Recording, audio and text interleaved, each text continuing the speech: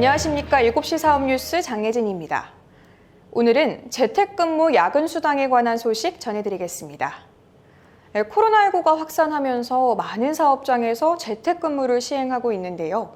재택근무란 근로자가 사업장이나 사무실이 아닌 본인의 집 또는 그 주변에서 스마트폰, 컴퓨터, 태블릿 PC 등의 정보통신기기를 활용해 공간적 제약 없이 근무하는 신개념 노동 형태를 뜻합니다. 재택근무도 일반적인 근무와 동일하게 근로기준법상 모든 규정이 적용되는데요. 상시적인 근로시간이 확인 가능하다면 통상적인 근로시간제를 적용하는 것이 원칙이며, 근로시간 산정이 어려운 경우라면 사업장 밖 간주시간제나 재량 근로시간제를 참고하시면 되는데요. 먼저 사업장 밖 간주시간제란 취업규칙 등에서 정한 소정 근로시간을 근무한 것으로 간주하는 제도로, 업무 수행에 필요한 근로시간이 이를 초과하는 경우 근로자와 대표 간의 서면 합의를 통해 업무 수행에 통상적으로 필요한 시간을 정하는 것이 가능합니다. 다음으로 근로자의 재량에 맡길 필요가 있는 업무라면 재량 근로제를 활용하시면 되는데요. 이 경우에는 근로자 대표와 서면 합의로 정한 시간을 근로한 것으로 볼 수 있습니다.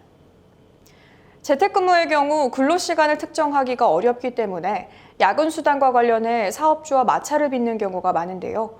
통상적인 근로시간제를 적용할 경우 연장 근로수당이나 야간 근로수당을 추가로 지급해야 합니다.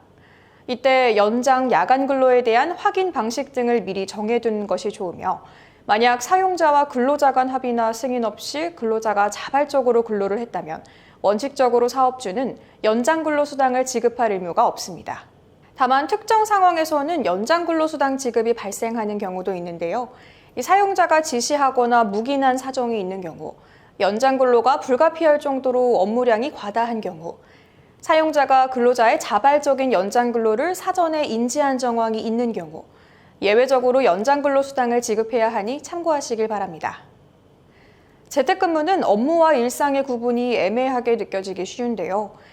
재택근무라 하더라도 근태관리는 근로기준법과 취업규칙에 동일하게 적용되기 때문에 근로자의 휴게시간은 보장돼야 합니다.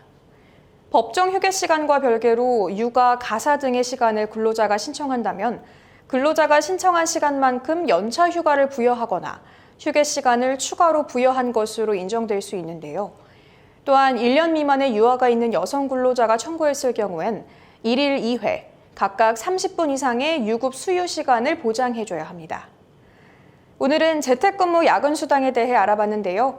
재택근무는 근로시간과 일상생활에 혼재를 겪기 쉬운 만큼 사업주와 근로자 간 협의를 통해 더 나은 근무 형태를 만들어 나가는 것이 중요하겠습니다.